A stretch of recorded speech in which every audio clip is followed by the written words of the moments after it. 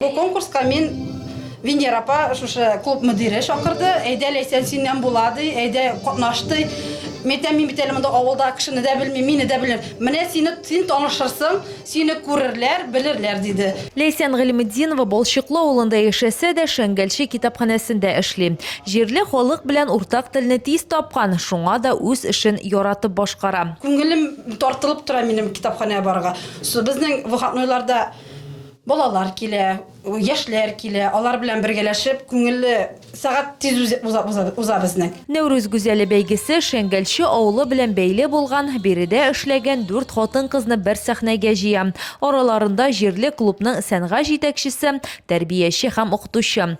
Гүзәлия Гыйззатуллина 40 елдан артык рус теле укытучысы булып эшли. Буш вакытларында шигырьләр яза. Исәнмесен, саумы минем балачагым инеше, уйларымның истәлеккә тагын кайтып килеше. Нәүрүз гүзәлендә беренче тапкыр катнашам. Гүзәл дип түгел, авыл кызы буларак үземне яклаячакмын. Сине коронавирустан ясадыңмы прививка?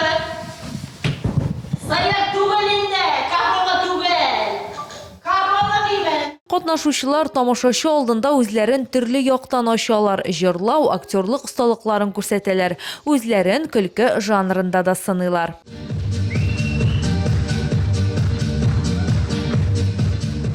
Мен шундай бәйгеләрне бик яратам үзем катнашырга. Үзем җырларга да яратам, бергә дә яратам. Балалар бакчасында эшлим. Нәүрүз бәйрәменә багышланган бәйгене Кама аланының Алан яшьләр үзәге оештыра. Йөрибез авылларга, и хатын-кызлар өчен уздырабыз менә Нәүрүз гүзәле конкурсын. Ташлыкта идек, Кызыл Чапчакта булдык без, Каенлыда. Менә безнең Нижнекамский районының, Түбән Кама районының бөтен сельский поселениеларга менә шулай йөрибез. Бәйгедә катнашучыларның төп максаты авыл хатын-кызының да бар яктан уңган булганлыгын күрсәтү. Жюри да аларга беренче, икенче урын түгел, һәрберсен төрле номинациядә билгеләячәк. Рушния Сибатова, Рафаэль Ракыйпов, НТР яңалыклары.